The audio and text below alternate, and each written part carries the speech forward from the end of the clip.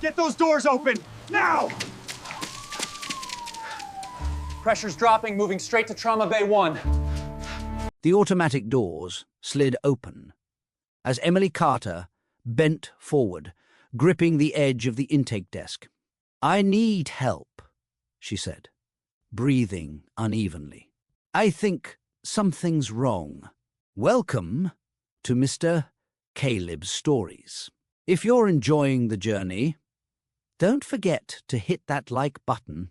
And if you want more heartwarming stories like this, make sure to subscribe and stay tuned for more stories." Nurse Olivia Grant was already around the counter. "Ma'am, how far along are you?" 33 weeks, Emily said. "This isn't supposed to happen yet." Another sharp pain cut through her sentence. She pressed a hand to her stomach, steadying herself. "Okay," Olivia said. "Calm, but firm. We're getting you a room now." Emily barely registered the wheelchair beneath her as she was guided down the corridor. Her phone buzzed in her jacket pocket. She ignored it. The pain was too close together now. Inside room 412. Dr. Helen Brooks checked the monitor and frowned. "These contractions are strong," she said. "We're not stopping this." Emily swallowed. "I was told I had more time." Dr. Brooks met her eyes. "You don't The door opened again. Matteo De Luca stepped inside. Coat still on, tie loosened, but not removed. His hair was damp, like he'd rushed through the cold without noticing it. "What's happening?" he asked. Emily looked at him. For a moment, neither spoke. "She's in active labor," Dr. Brooks said. "Are you the father?" Matteo hesitated. "Not long. Just long enough." "Yes," he said. Dr. Brooks nodded. "Then I need decisions made quickly." Emily's hand tightened around the strap of her bag on the bed. Inside it, folded and untouched, was the contract Matteo's lawyers had drafted weeks ago. Still unsigned, still unreal. Another contraction hit. Emily gasped. Matteo moved closer, without asking. "I'm here," he said quietly. Emily did not answer. She only nodded once. As the room filled with motion she could no longer control. The agreement they had planned suddenly meant nothing. Emily gripped the bed rail as another wave hit her. "That's closer," she said through her teeth. Dr. Brooks checked the monitor again. "Yes, they're coming faster." "How fast?" Matteo asked. "Every 2 minutes," the doctor replied. "And getting stronger." Emily turned her head toward him. "This wasn't supposed to happen yet." "I know," Matteo said. "We planned for later." She let out a short, humorless breath. "We planned for a lot of things." Dr. Brooks adjusted her gloves. "Emily, I need you to focus on breathing with me." Emily nodded, but her eyes stayed on Matteo. "You weren't meant to be here yet," she said quietly. "You were supposed to be in New York. I left as soon as I got the call." "There shouldn't have been a call," she said.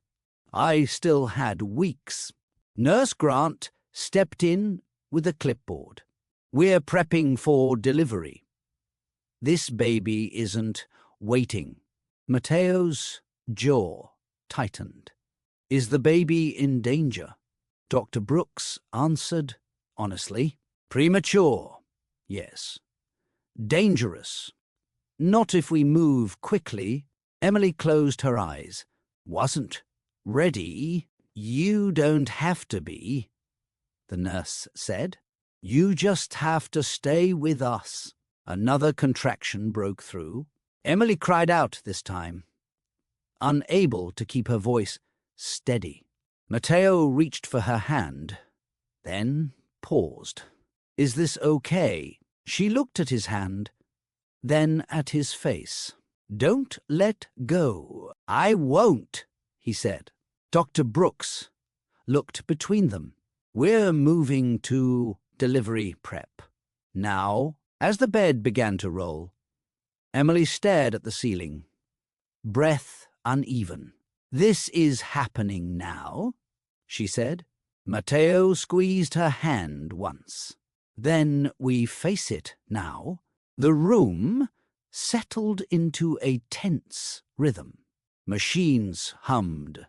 Footsteps passed outside the door. Emily's breathing slowed, then faltered again. Nurse Grant adjusted the blanket. You're doing well. Emily nodded, then reached for her bag beside the bed. Her fingers brushed the zipper, then stopped. Matteo noticed. What's in there? She hesitated. Paperwork. Dr. Brooks glanced over. Anything medical? No, Emily said quickly. Nothing like that. Matteo watched her for a moment longer. You don't have to explain. Emily let out a slow breath. It's the agreement. He understood at once. You brought it with you. I thought I'd have time, she said. After tonight. After things calmed down, Matteo looked at the bag, then back at her. You didn't sign it. No. Silence filled the space between them. Dr. Brooks broke it. Emily, I need you to focus here. Decisions are coming. Emily nodded again. Her hand stayed on the bag. That document was supposed to make this simple, she said. Clear lines. Clear roles. Matteo leaned closer. Now? And now it feels small, she said. Like it doesn't belong in this room. Another contraction started. Emily shut her eyes, gripping the rail. Matteo stayed where he was. You don't owe me a signature. She opened her eyes, surprised. That's not what we agreed. That was before, he said. This is now. Dr. Brooks stepped forward. Emily, I need your consent for the next step. Emily nodded. Do it. The bag remained closed. The paper inside untouched. Whatever they had planned no longer fit the moment they were in. Matteo stood near the foot of the bed, hands clasped, eyes moving between Emily and the monitor. I didn't bring anything, he said finally. Emily looked at him. Anything? My phone, my wallet, he said. That's it. She almost laughed, then stopped when another wave pressed through her. Figures, this wasn't how tonight was meant to go, Matteo said. I was supposed to fly back in the morning, and I was supposed to finish a meeting tomorrow, Emily replied. Life had other ideas. Nurse Grant handed Matteo a disposable gown. Put this on. You'll need to stay close. He took it, awkward, with the ties. I don't even know where to stand. Dr. Brooks looked up. Stand where she can see you. Matteo moved to her side. I'm sorry, he said quietly. I should have been more ready. Emily studied his face. For once, there was no confidence there. No rehearsed calm. Just a man trying to keep up. "You didn't plan for this," she said. "Neither did I." He nodded. "But I'm not leaving." She shifted, wincing. "You sound surprised by your own words." "I am," he admitted. "Most things in my life come with notice." "Not this," she said. Another contraction built. Emily reached out without thinking. Matteo caught her hand, steady this time. "I don't know the right thing to say," he said. "Good," Emily replied. "Then don't say anything." He stayed quiet. He stayed present. For the first time since he arrived, Matteo understood something clearly. Whatever this night required, preparation no longer mattered. Dr. Brooks stepped closer to the bed, her voice steady but firm. "Emily, I need clear answers," she said. "We may need to move faster than planned." Emily swallowed. "What does that mean?" "It means I need consent for intervention if the baby shows distress," the doctor replied. "I also need to know who can make decisions. If you can't." Emily's eyes shifted to Matteo. He straightened. "I'm here." Dr. Brooks nodded. "Are you listed as next of kin?" Emily hesitated. "Legally? Not yet." Matteo felt the weight of that word. "Yet?" Dr. Brooks waited. "I need confirmation." Emily took a breath. "He makes the calls." Matteo looked at her. "Are you sure?" "Yes," she said. "I don't have anyone else in this room." Another contraction tightened her voice. Matteo held her hand, grounding himself. Dr. Brooks wrote quickly. "All right. If we need to act, I'll turn to you." Matteo nodded once. "Do whatever keeps them safe." The nurse adjusted the monitor. "Heart rate is stable. For now." Emily exhaled slowly. "I didn't think it would happen like this." "No one ever does," Dr. Brooks said. "That's why we ask early." Matteo leaned closer to Emily. "You trusted me." She met his eyes. "I chose you." Those words settled heavier than any document. Dr. Brooks stepped back. "We're continuing. Stay focused. We're almost there." Emily closed her eyes as another wave came. The choices they had delayed were no longer optional. They were being made in real time. "Emily, stay with me," Dr. Brooks said. "We're close." Emily's voice shook. "I'm trying." Matteo leaned in. "You're doing this. I'm right here." Her grip tightened around his hand. "Don't disappear." "I won't," he said without hesitation. The room narrowed to instructions and breath. Nurse Grant counted softly. Dr. Brooks gave short, precise commands. Matteo followed every movement, afraid to blink. "Now," the doctor said. "Push!" Emily cried out, the sound raw and unguarded. Matteo felt the force of it travel through her hand into his chest. Seconds stretched. Then a sharp cry filled the room. Dr. Brooks smiled. "We have him." Emily's breath caught. "He's here?" "Yes," the doctor said. "He's here." The nurse brought the baby closer. Emily turned her head, tears slipping free as she saw him. Matteo stared. He forgot the room, forgot the people watching, forgot the paper waiting in a bag nearby. Dr. Brooks spoke again. "Do you want to hold him?" Emily nodded. The baby was placed against her chest. She laughed once, breathless and stunned.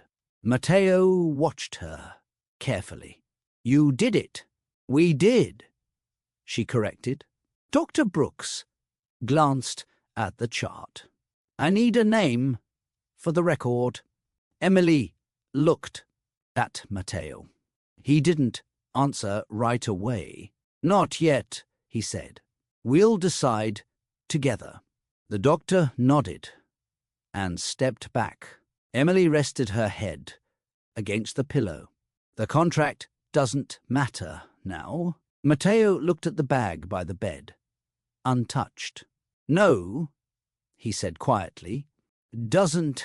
The baby shifted between them, small and real and present. Everything they planned had ended.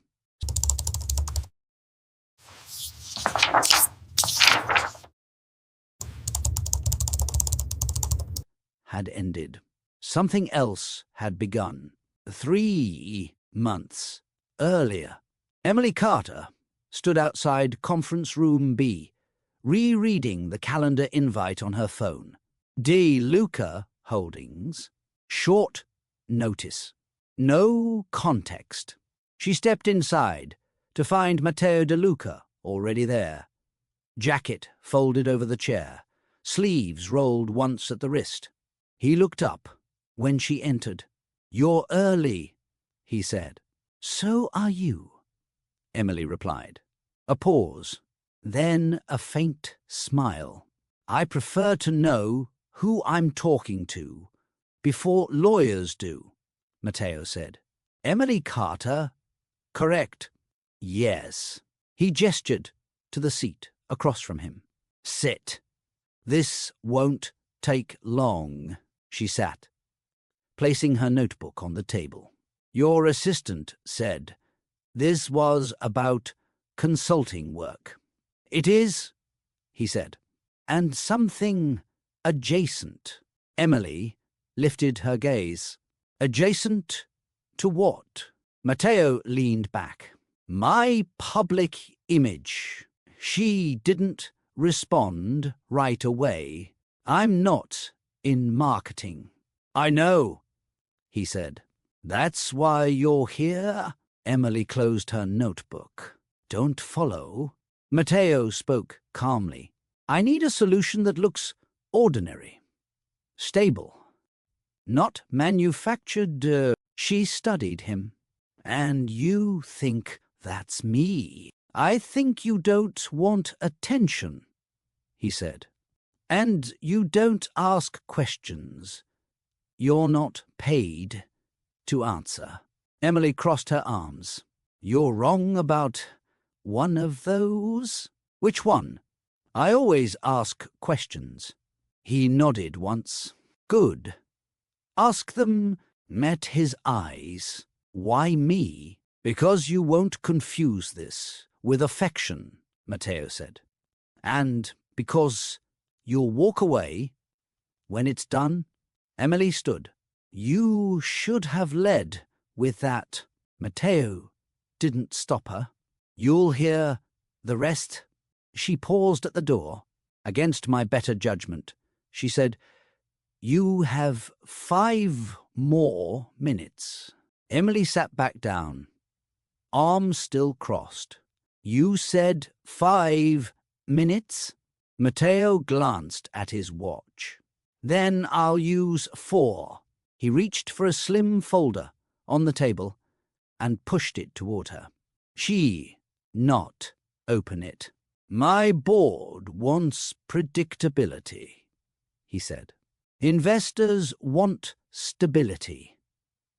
And my family wants something I won't give them." Many raised an eyebrow. "Which is Access, Matteo replied, to my decisions, to my life. She tapped the folder lightly. You think a consultant solves that? No, he said. A marriage does. Emily laughed once, not loudly, not kindly. You called me here to propose. Not like that, Matteo said. This would be structured, temporary, clean. She leaned forward. You don't know me. I know enough, he replied. You turned down 3 firms this year. You live alone. You keep your work private. That makes me qualified to be your wife. It makes you unlikely to mistake the role, he said. Emily shook her head. This is reckless. It's contained, Matteo said. That's the point. She opened the folder now. Inside were summaries, timelines, clear exit dates. You've already planned this, she said. Yes, and you didn't think to ask if I wanted any part of it. I'm asking now. Emily closed the folder. Why not hire someone who wants this? Because they wouldn't leave when it ended, Matteo said. And because they'd want more. Emily studied him, then spoke carefully. You're trying to solve a human problem with paperwork. Matteo met her gaze. I solve most problems that way than the ones you can't. That's why I need someone who understands distance. Silence settled between them. Emily exhaled slowly. You're asking for something that shouldn't be easy. I'm offering terms that make it possible, Matteo said. Emily slid the folder back toward Matteo.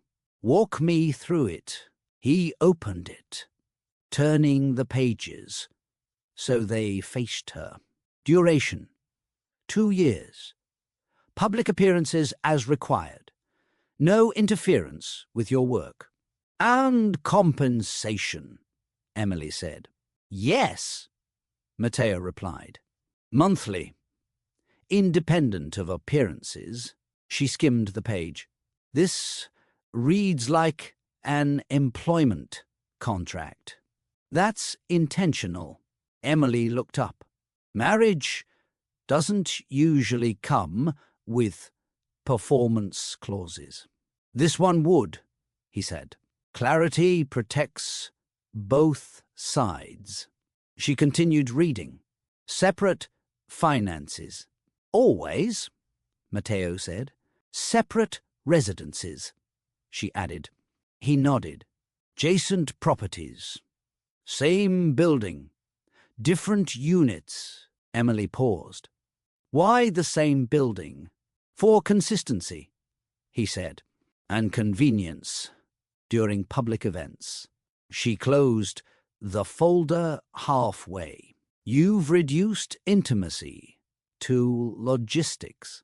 Matteo did not argue. It keeps things from becoming confused. Emily studied him. You've done this before. No, he said. But I've watched others fail when they didn't define boundaries. She flipped another page. Termination clause. Mutual consent, Matteo said. Or at the end of the term. And if one of us wants out early. He met her eyes. Then it ends. Emily leaned back. No penalties. No leverage, Matteo replied. Only notice. She tapped the page again. This is careful. It has to be, he said. My life is public, whether I like it or not. Emily closed the folder fully. Mine becomes public because of you, yes? That's not a small thing, she said. I know, Matteo replied. That's why I didn't sugarcoat it. Emily stood. You're offering security without closeness. I'm offering structure without expectation, he said. She held his gaze. Those are not the same thing. Emily reopened the folder, slower this time. She flipped until she found the section marked in bold. This part, she said. Explain this. Matteo leaned forward. Which line? She read aloud. No emotional involvement. No physical relationship. No private conduct that could be interpreted as personal attachment. That's the boundary, Matteo said. Emily looked up. You wrote it like a warning. It's a condition, he replied, not a suggestion. She closed the folder again. You're asking for a marriage without intimacy. I'm asking for separation of roles, Matteo said. Public and private. Emily crossed her legs, considering him. And if those lines blur, they won't, he said. That's not an answer, she replied. Matteo held her gaze. Don't confuse arrangement with feeling. Emily shook her head. People don't work that way. People who plan don't let it get that far, he said. She stood and walked a few steps away from the table. You're controlling risk, not people. That's all I need to do. Emily turned back. And what do I need to do? Maintain distance, Matteo said. From me? From expectation. She laughed once, then stopped. You're asking me to pretend next to you without becoming involved. Yes, you think I can do that. I think you already live with boundaries, he replied. This just makes them visible. Emily returned to her chair. This clause protects you more than me. Matteo did not deny it. It protects the arrangement. And if I don't want to live inside something this empty, he paused. Then you shouldn't sign. The silence that followed carried weight. Emily looked down at the folder. You've left no space for mistake. Matteo replied quietly. That's the point. Emily scanned the next section in silence. This part is about appearances, she said. Events, interviews, photos. Matteo nodded. Only when required. Required? By who? By the role, he said. By expectations I didn't set, but still carry. Emily read carefully. Dinners, charity functions, occasional travel, planned in advance. Matteo added, You'll never be surprised. She looked up. Except by attention. Yes, he said. That part can't be controlled. Emily closed the folder halfway. People will assume things. They already do, Matteo replied. This gives them something simple to believe. And if they look closer, they won't, he said. They never do. Emily shook her head. You're building a shield. I'm maintaining distance, Matteo said. Between my work and speculation, I become part of that shield. Yes, she leaned back. What happens if I say something wrong, you won't? Matteo said. We'll agree on what's public. Emily studied him. You're very sure of yourself? I'm careful, he corrected. She tapped the page. There's a section about conduct. Basic, Matteo said. Respectful. Neutral. Emily raised an eyebrow. Neutral? No displays that invite interpretation, he said. We look married, she said, but not close. Correct. Emily sighed. That's a narrow line. It's one I walk every day, Matteo replied. She closed the folder completely. You're offering control in exchange for visibility. Yes, and privacy in exchange for presence. Yes, Emily looked at the folder, then at him. You've thought about everything except how it feels. Matteo did not respond right away. Feelings aren't part of the agreement. The law office was quiet in a way that felt intentional. Thick walls, soft carpet, no windows close enough to distract. Emily sat across from Matteo. The contract laid open between them. The pen rested untouched beside the pages. You don't have to do this, Matteo said. Emily looked at the document. You've said that already. I mean it, he replied. If this feels wrong, we stop. She traced a finger along the margin. You've removed risk for yourself. Yes, and transferred some of it to me. He nodded. That's true. Emily leaned back. I'm not afraid of being seen. I know, Matteo said. I'm offering you control over how. She looked at him again. What happens when this ends? It ends, he said. Cleanly. Emily smiled faintly. You believe that. I believe in structure, Matteo replied.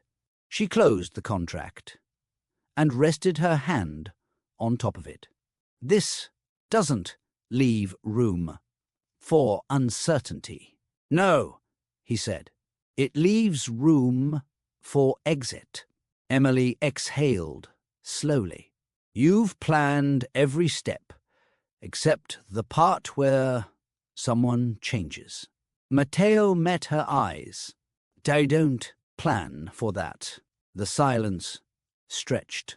Emily reached for the pen, then stopped. If I sign this, she said, nothing between us is real. Matteo answered carefully. Nothing between us is expected. Emily nodded once. She picked up the pen. Her signature came last. When she finished, she placed the pen down gently, as if it carried weight beyond ink. Matteo closed the folder. Thank you. Emily stood. Don't thank me yet? He looked up. Why not? She met his gaze. Because this only works if we don't forget we chose it. Emily walked toward the door.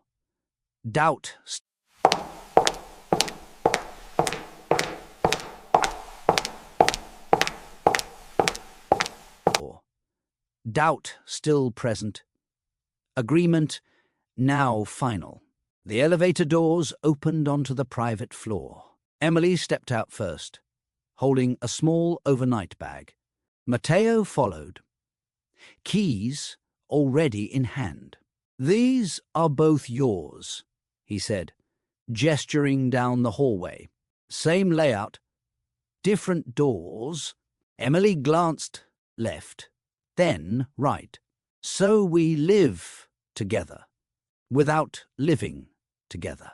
That's the idea, Matteo replied. He unlocked the first door. This one's mine. Emily nodded. And the other? Yours, he said. You can change anything you want. Furniture, paint, locks. She raised an eyebrow. Locks? Matteo met her look. Boundaries work best when they're physical. Emily walked to her door and opened it. The apartment was quiet, staged but unused. You didn't move in yet, she said. I was waiting, Matteo replied. Didn't want to assume. She set her bag down. You're careful? It's how I avoid confusion. Emily turned back to him. There's a door between the units. Yes, Matteo said. Locked? For emergencies only. Define emergency. He paused. Fire, power outage. Anything practical, nothing emotional, Emily said. Matteo nodded. Exactly. She walked toward the connecting door and tested the handle. It didn't move. This makes it easier, she said. For both of us, Matteo replied. Emily leaned against the counter. This is where we pretend. This is where we keep things simple, he said. She looked around once more. Simple feels safe. That's the goal, Matteo said. Emily picked up her phone. We should agree on timing. When we leave. When we arrive, Matteo checked his watch. I'll send you a shared calendar. She smiled faintly. Of course you will. He hesitated at the doorway. If you need anything practical, you knock. And if I don't, then you don't, Matteo said. The door closed between them. The rules were clear, and for now, they felt enough. They sat across from each other at the small dining table between the two units. No food, just a printed list. Emily tapped the page. We should be clear. Matteo nodded. That's why I wrote it. She read aloud. No checking in unless necessary. No questions about personal history. No expectations outside scheduled appearances. Yes, Matteo said. That keeps things clean. Emily looked up. Clean isn't always comfortable. Comfort isn't the goal, he replied. Predictability is. She set the paper down. And if something changes, then we discuss it, Matteo said. Once, rationally, Emily crossed her arms. You make emotions sound optional. They are when they complicate outcomes, he replied. She studied his face. You don't like uncertainty. I don't like mistakes, Matteo said. Emily leaned back in her chair. This arrangement asks for distance, while standing side by side. That's the balance, he said. And you've never crossed it. No, Matteo replied. I stop before that point. Emily's voice softened. What if I don't? Matteo did not answer right away. Then we adjust the structure. That's not what I asked. He met her eyes. Then we ended. The words landed heavier than either expected. Emily looked down at the list again. You're serious? Yes. She folded the paper in half. All right. Matteo watched her carefully. You're agreeing easily. I'm agreeing because the rules protect me, Emily said. Not because they don't matter. That's fair, he replied. She stood. One more thing. Matteo waited. No late-night conversations, Emily said. Those blur lines. He nodded once. Agreed. She walked toward her door. If this works, it's because we respect the lines. And if it doesn't, Matteo said, it ends. Emily paused, then continued walking. For now, the boundaries felt solid. The gala schedule sat open on Emily's phone. Black tie, she said. 2 hours. No speeches from me. Matteo adjusted his cufflinks. Correct. You arrive with me. You leave with me. She looked up. And in between, we stand together, he replied. We don't linger, Emily nodded. No interviews. I handle those, Matteo said. If you're addressed directly, you keep answers short. She glanced at her reflection. People will look for cracks. They always do, he replied. We don't give them any. At the venue, cameras flashed the moment they stepped onto the carpet. Matteo placed a hand lightly at Emily's back. Nothing more. Smile, he said under his breath. She did. Make this look easy. It's practiced, he replied. A reporter leaned in. Mr. De Luca, how does marriage fit into your future plans? Matteo answered without hesitation. Gives structure. Emily kept her gaze forward. Another voice followed. Mrs. De Luca, how are you adjusting? Emily turned. It's an adjustment, she said calmly. Matteo's hand dropped the moment they were past the cameras. Inside, donors approached in pairs. Compliments, questions framed as praise. You're quieter than expected, one woman said to Emily. I prefer listening, Emily replied. Matteo watched her from the corner of his eye. She stayed close, never clinging, present, never exposed. When the event ended, they walked out together without discussion. In the car, Emily exhaled. That went well. Yes, Matteo said. No surprises. She glanced at him. You measure success by what doesn't happen. That's how I protect what matters, he replied. Emily looked out the window. For now, this works. Matteo nodded. For now, Emily closed the bathroom door gently and leaned against it. She waited until the lock clicked before exhaling.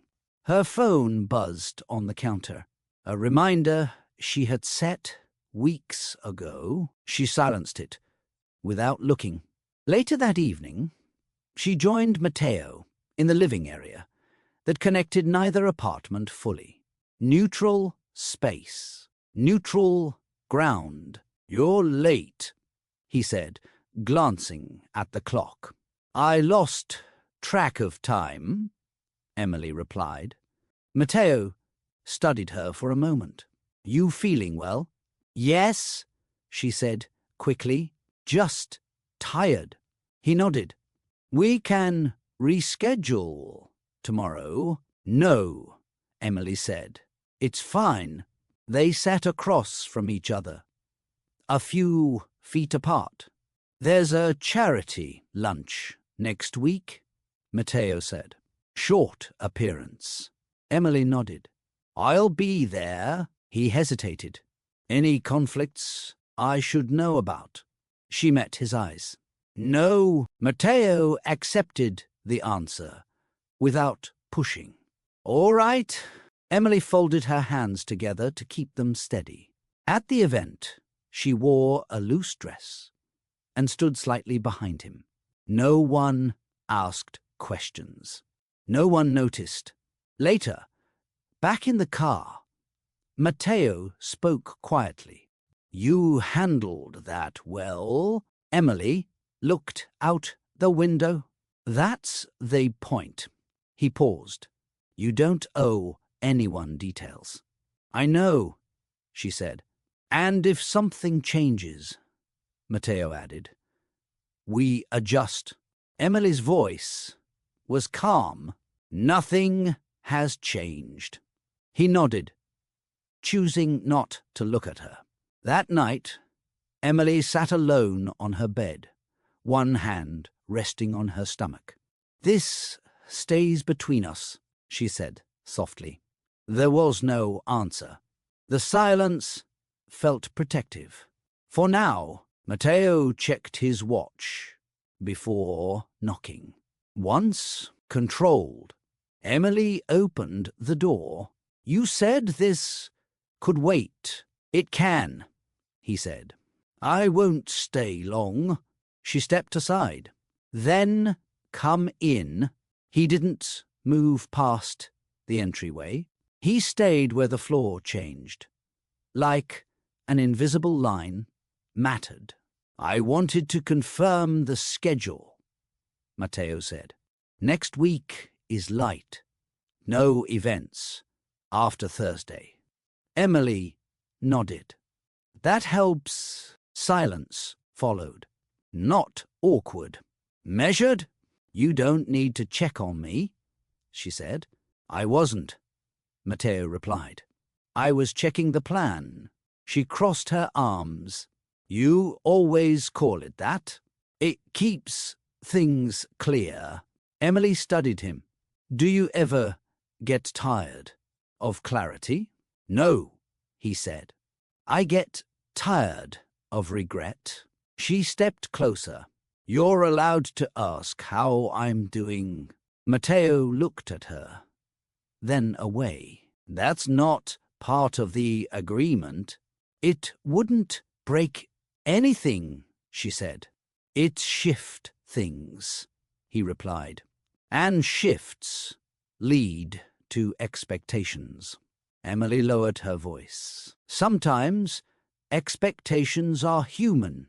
Matteo's jaw tightened. "And sometimes they're expensive." She exhaled. "You talk like care has a cost." "It does," he said. "When it isn't managed." Emily leaned against the counter. "You're good at this." "At what?" "Standing close without touching," she said. "Being present without staying." Matteo met her eyes again. "That's how this remains stable." "And if it doesn't?" He answered without hesitation. "Then we end it before it becomes something else." Emily nodded slowly. "You're protecting yourself." "I'm protecting the structure," Matteo said. She opened the door again. "Then go. Before you stay longer than planned." Matteo stepped back. "Good night, Emily." "Good night," she replied. The door closed, and the distance remained intact. The quarterly dinner was smaller than usual. No press, just executives and their partners seated around a long table. Emily sat beside Matteo, posture steady, hands folded neatly in her lap. "You're quiet tonight," said Lucia Romano, one of the board members, smiling politely. "I usually am," Emily replied. Lucia nodded. "Still, you seem reserved." Matteo reached for his glass. "Emily prefers privacy." Lucia's smile didn't fade. Of course, dinner continued. Conversation shifted to numbers and projections. Emily listened, spoke only when addressed. She followed every rule. Halfway through the evening, Lucia leaned closer. "Forgive me," she said softly, "but how far along are you?" Emily's breath stalled for half a second. "I'm not," she replied calmly. Lucia tilted her head. "Interesting." Matteo set his glass down. "There a reason you're asking?" Lucia glanced between them. "Only curiosity." "You've declined wine at 3 events now." Emily met her gaze. "Don't drink much?" Lucia nodded slowly. "Neither did I. Once." The conversation moved on, but the air shifted. Later, as they stood to leave, Lucia touched Emily's arm. "You're very disciplined," she said. "Most people slip eventually." Emily smiled politely. "I'm careful." In the car, silence filled the space. Matteo spoke first. "Did I miss something?" "No," Emily said.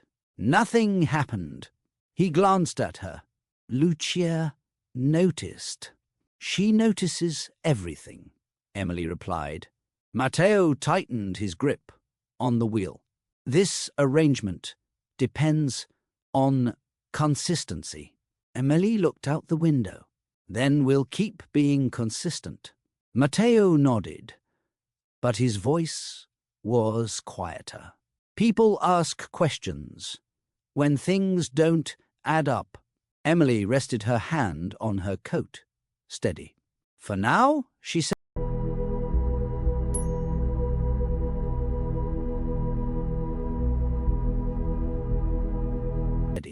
"For now," she said. "We're still within the rules." But the question lingered.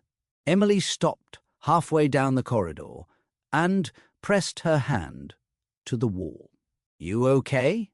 Matteo asked. "Yes," she said quickly. "Just stood up. Too fast." He didn't answer. Right away, he watched her breathe, slow and controlled. "You've been doing that a lot," he said. Emily straightened. "Doing what?" "Pausing," Matteo replied. "Before you move." She picked up her bag. "It's nothing." Matteo nodded, but his eyes stayed on her. "You missed dinner yesterday. Wasn't hungry. You skipped breakfast too." Emily looked at him then. "Are you tracking my meals now?" "I'm noticing patterns," he said. She sighed. "You said you wouldn't ask personal questions." "I said I wouldn't ask unnecessary ones." Emily walked past him toward the kitchen. The lights were dim. She leaned against the counter, steadying herself again.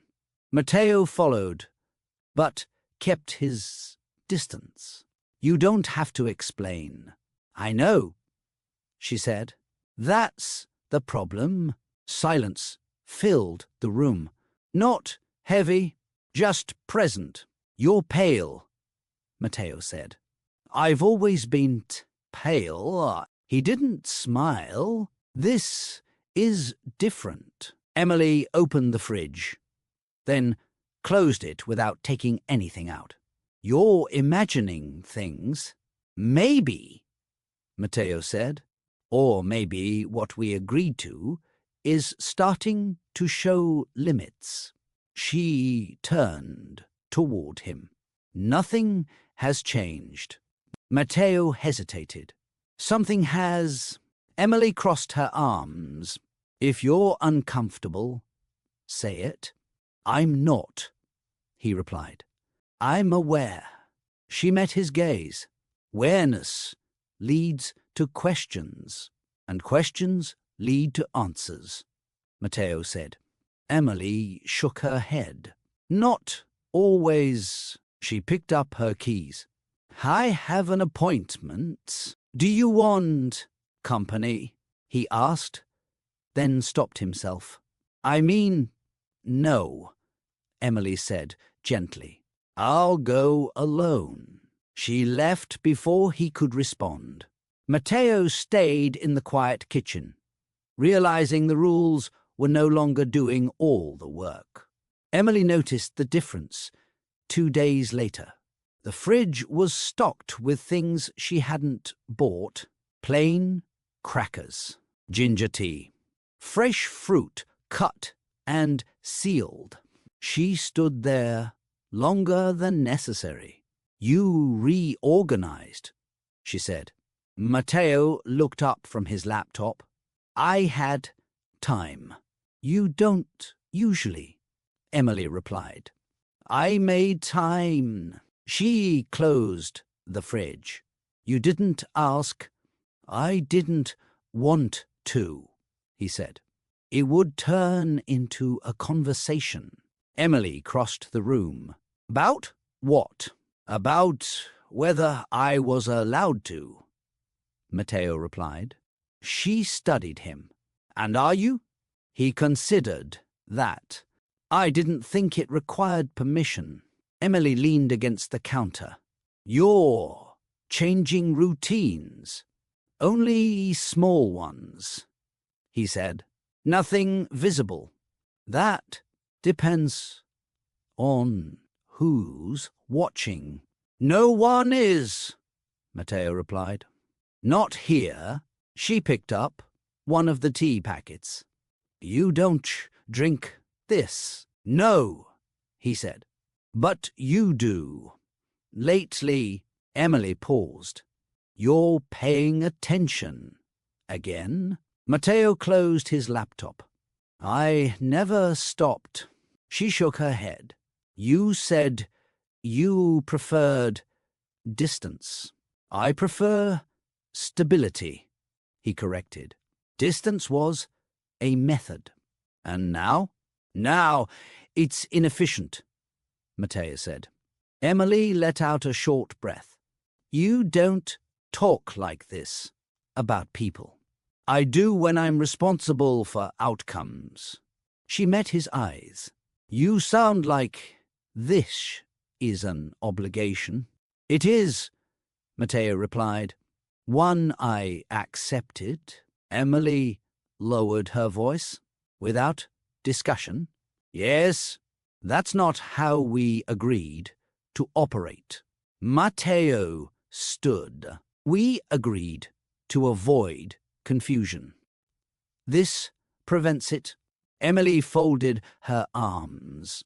Or creates another kind. He stepped back, creating space. If you want me to stop, say so. Emily hesitated. I didn't say stop, she said. Matteo nodded once. Then I'll continue quietly. The changes stayed. Unasked, unannounced. Still there, the next morning, the hallway outside the clinic was narrow and quiet. Emily sat with her hands folded, eyes fixed on the floor. Matteo stood a few steps away, not close enough to intrude, not far enough to leave. You didn't have to come, Emily said. I was nearby, he replied. You rearranged your day? Yes, she glanced at him. You're not supposed to. I know. They fell silent again. Footsteps passed. A door opened and closed. Does this story have you hooked? Like this video, if you're enjoying it, and make sure you subscribe so you never miss more stories like this. Emily shifted in her chair. This isn't part of the arrangement. Matteo nodded. I'm aware. Then why are you here? He answered simply, because you're not alone. Emily's fingers tightened together. That sounds like reassurance. It's information, Matteo said.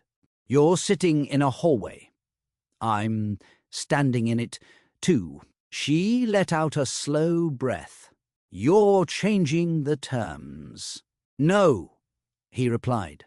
I'm responding to reality. Emily looked up. Reality wasn't in the contract. Neither were emergencies, Matteo said. She studied him for a moment. You keep finding reasons. I keep finding moments, he replied. A nurse appeared at the end of the hall. Emily Carter. Emily stood. Matteo stepped back, instinctively. I'll be right here, he said. She nodded, then paused. You don't have to wait. I will, Matteo replied. She hesitated, then walked through the door. Matteo remained in the hallway. He checked his phone once, then put it away. When Emily returned, her expression was tired but steady. All good, she said. Matteo exhaled quietly. I'm glad. They walked back toward the elevator, together, not touching. I didn't ask for this, Emily said softly. I know, Matteo replied. I chose it. She stopped walking. Why? He looked at her. Because distance wasn't helping anymore. Emily searched his face, then continued forward. This time, he followed without measuring the space. The contract sat in the drawer where Emily had left it. Not hidden, not opened. Matteo noticed it one evening, while looking for batteries. You still keep this, he said. Emily stood at the sink, hands under running water. I don't look at it. You don't move it either. She dried her hands. It doesn't belong anywhere else. Matteo nodded. We haven't referenced it in weeks. Emily turned. We haven't needed to. Silence filled the space. Not avoidance, not tension, something else.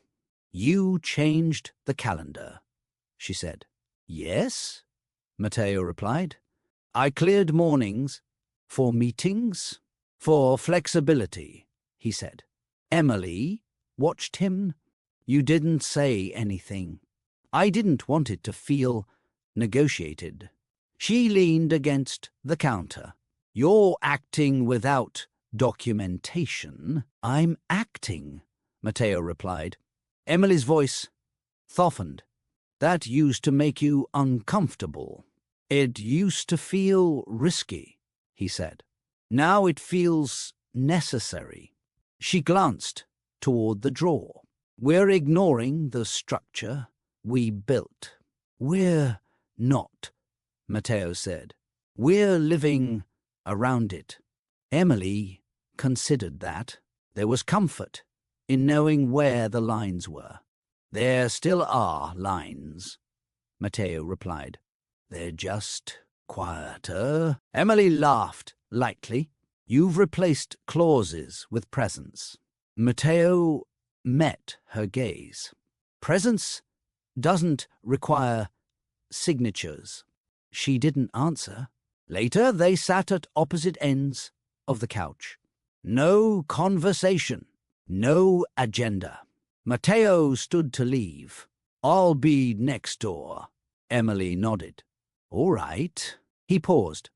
If you need anything. I know, she said. You'll already be there. He hesitated, then left. Emily opened the drawer and looked at the contract. She didn't read it. She closed the drawer again. The silence felt heavier than any document, more binding. Matteo stood in the doorway of his apartment, phone pressed to his ear. Yes, he said. I understand. A pause. No, he continued. won't be flying out tonight. Another pause. Longer this time. I'm aware of the implications, Matteo said.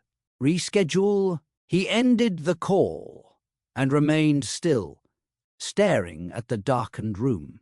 The connecting door was visible from where he stood. He hadn't crossed it in days. Matteo picked up his coat, then set it back down. He checked the time. Late enough that leaving would be easy. Early enough that staying would change things. A soft sound came from the other side of the wall. Emily's voice, low, strained. He moved before he could reconsider. The knock was quiet. Emily opened the door slowly. Is something wrong? No, Matteo said. Something's different. She looked tired. You were supposed to leave tonight. I was, he said, and I cancelled. Emily studied him. You didn't mention that earlier. I didn't want it to sound like an offer. She stepped aside. Then what is it? Matteo stayed near the door. A decision, she nodded once. You didn't have to do that. I know. Silence stretched between them. Emily crossed her arms. If you stay, things won't feel the same. Matteo met her eyes. They already don't. She hesitated. You could still go. Yes, he said. And you're not. No. Emily exhaled slowly. You're choosing this. I'm choosing to be here, Matteo replied. For tonight? She looked at him for a long moment, then stepped back. Then come in.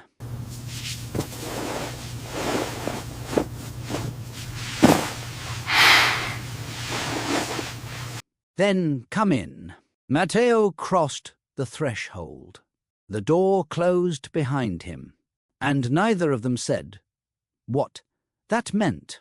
The conference room overlooked the city. Glass walls, clean lines, no distractions.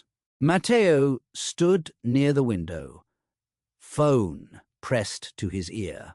Yes, he said. I'm listening. A voice spoke on the other end, calm and efficient. This resolves the situation, the voice said. No exposure. No further questions. Matteo turned slightly, watching traffic far below. My obligations. Fulfilled, the voice replied. Legally and financially. Matteo nodded. Send it. He ended the call and sat down as his legal advisor entered the room. This is straightforward, she said, sliding a document across the table. You step away. The arrangement dissolves cleanly. Matteo scanned the first page. And Emily? She's compensated, the advisor replied, generously. More than agreed. He didn't respond. There's no requirement for you to remain involved, she added. No personal responsibility beyond what's outlined here. Matteo looked up. Beyond what's outlined? Yes, she said. That was always the intent. He closed the folder. Hasn't asked for this. That's why it works, the advisor replied. No conflict. Matteo stood. Creates a different one. The advisor paused. This protects you. Matteo met her eyes. From what? From complication, she said. He picked up his phone. A message from Emily sat unread on the screen. Matteo set the phone face down. I need time, he said. The advisor hesitated. The offer won't remain open. Matteo nodded once. Then it won't. He walked back to the window, the city still moving, as if nothing were being decided. The advisor reopened the folder, turning it so Matteo could see the numbers clearly. "This settles everything," she said. "Housing, privacy, long-term security." Matteo glanced at the page. "You've quantified a person. I've ensured she's protected," the advisor replied. "There's a difference," she said. He leaned back in his chair. "Fulfills it. Protection." Matteo picked up the folder again. That was the agreement. This time. "The child?" The advisor paused. "Financial provision is included." "That wasn't my question." She chose her words carefully. "You would not be required to participate." Matteo looked at the ceiling briefly, then back at her. "Required? This removes pressure," she said. "No expectations. No obligations beyond support." He closed the folder. "It removes responsibility. It isolates risk," the advisor corrected. Matteo stood and walked toward the window again. "You're offering distance, dressed as care." "It's practical," she said. "Generous." He turned. "Generosity isn't absence." The advisor frowned slightly. "You're allowing emotion to complicate a solution." "I'm allowing reality," Matteo replied. She folded her hands. "This is the cleanest outcome." "For who?" Matteo asked. "For you," she said. Matteo looked at the folder on the table. "She never asked to be clean. She asked for stability," the advisor replied. "No," Matteo said. "She accepted the structure." The advisor sighed. "If you walk away now, nothing follows you." Matteo picked up his phone again. Emily's message still unread. "That's the problem," he said quietly. He set the phone down, untouched. The advisor pushed the folder back toward him. "This removes any expectation," she said. "You're free to step away." Matteo did not open it. "Say that again." "You have no obligation to remain involved," she replied. "Everything is settled in advance." He studied her face. "You're telling me I can leave?" "Yes," she said. "Legally, cleanly, without consequence." Matteo nodded once. "And if I don't?" The advisor hesitated. "Then you complicate matters." He leaned forward. "For who?" "For everyone," she said. "Including you?" Matteo looked past her, toward the glass wall and the city beyond it. "You're assuming staying is a burden." "It is," she replied, "when it's not required." He tapped the folder lightly. "This assumes involvement is something to avoid. It assumes distance is safer," the advisor said. Matteo's voice lowered. "Safer than what?" "Than attachment," she replied. Silence stretched between them. "You've done your job," Matteo said. "You've given me an exit." "That's what you asked for," she said. "I asked for clarity," he replied. "Not permission." The advisor folded her hands. "If you walk away now, nothing binds you." Matteo stood. "That's not true." She looked up. "What does?" He didn't answer right away. He picked up his phone finally reading Emily's message. "Are you coming home tonight?" Matteo typed nothing.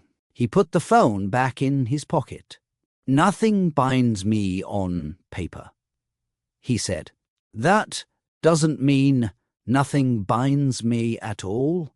The advisor closed the folder. "Think carefully." Matteo met her eyes. "I am." The advisor placed a pen beside the folder.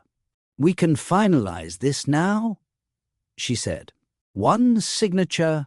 Matteo looked at the pen. He did not touch it. "You've explained everything," he said. "Thoroughly?" She nodded. "Then you understand the benefits." "I understand the exit," Matteo replied. The advisor waited. Matteo closed the folder instead. The sound was soft but final. "I won't be doing this," he said. The advisor frowned. "You're declining the offer." "Yes, this protects your interests."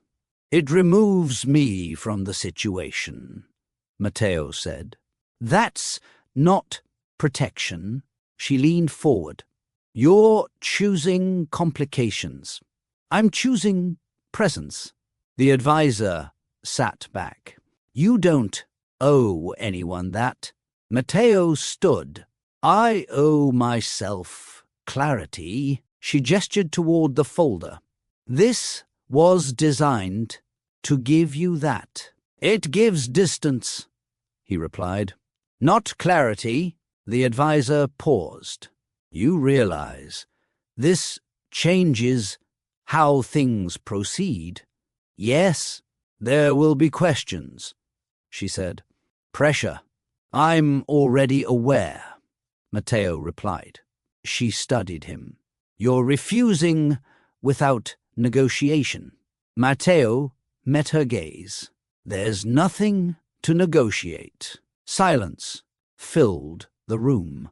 The advisor finally gathered the papers. "If you reconsider, I won't," Matteo said. He reached for his coat. "This door doesn't stay open," she said. Matteo nodded. "Then close it." He walked out without looking back. The pen remained untouched on the table. Matteo stepped into the evening air and paused, phone in hand. He didn't call his driver. Instead, he walked. When he reached the building, Emily was in the kitchen, sleeves rolled, kettle warming on the stove. She looked up, surprised. "You're early," she said. "I didn't leave," Matteo replied. She searched his face. "The meeting? I ended it." Emily turned off the stove. "That sounds final." "It was meant to be," he said. She leaned against the counter. "And there was an option," Matteo continued. "A clean way out." Emily didn't interrupt. "Money, distance, no responsibility beyond support." Her voice stayed even. "You didn't take it?" "No," she nodded. "Once." "Why?" Matteo answered without hesitation. "Because it treats you like a solution."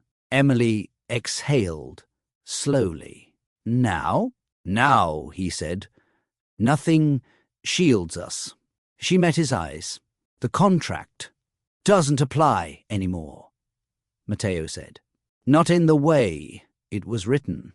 Silence settled between them. Emily spoke carefully. "You understand what that means?" "Yes, it means choice without structure," she said. "No guarantees." Matteo nodded. "It means responsibility without an exit." She looked down at her hands. "You could still walk away." "I could," he agreed. "And you're not." "No." Emily crossed her arms. steadying herself. Then this stops being safe. Matteo met her gaze. It starts with being honest. She considered him for a long moment. Once the contract stops protecting us, everything is exposed. I know, he said. Emily turned back to the stove and poured the water out without making tea. Then whatever comes next, she said quietly, we face without paper between us. Matteo nodded. That's the choice. The kettle cooled, and the agreement they relied on no longer stood between them and consequence.